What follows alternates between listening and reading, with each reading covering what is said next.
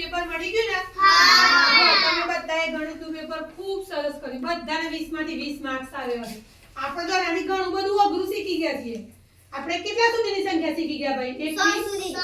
1 થી 100 સુધી. પેપર તો આપણને કેટલું સહેલું લાગે?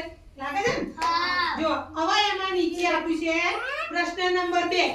ચલો હવે શાનું આવડ્યા પેપર લેતા આવો. આઈ જાવ પેપર લઈને.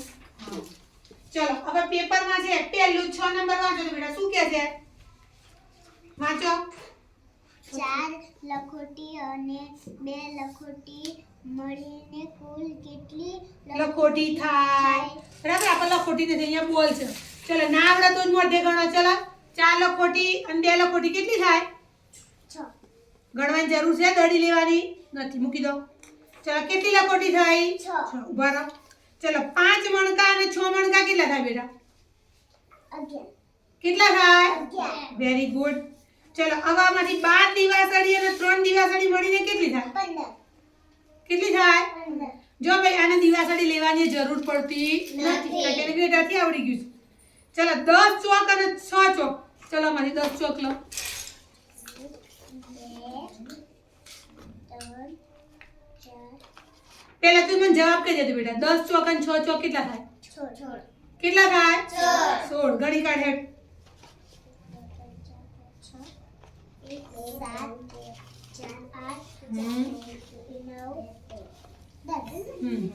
10 અને બીજા કેટલા લેવાના છે? 6 હવે લઈ લો.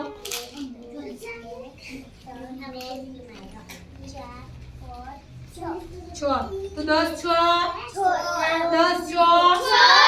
ભાઈ એવી રીતે 10 ચોક અને 8 ચોક હોય તો? 10 ચોક અને 9 ચોક હોય તો? 10 ચોક અને 3 ચોક હોય તો? 10 ચોક અને 2 ચોક હોય તો? વેરી ગુડ, આવડી ગયું ભાઈ. ચલો પછી 7 પેન અને 7 પેન.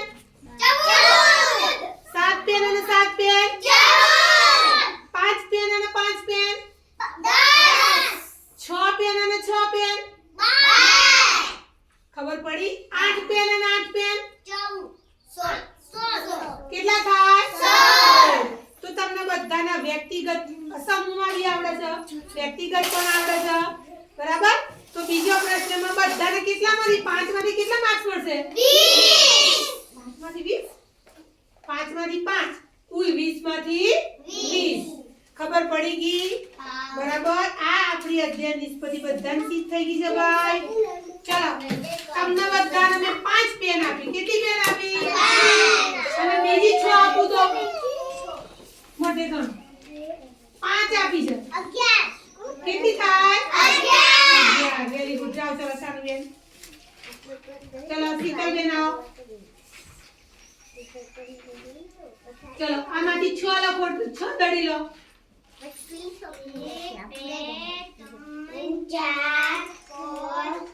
અને બીજી 4 લો તો કેટલી થશે કુલ? ગણો. 6 લીધી અને બીજી 4. આવો બધી ગણ દો ભેગી.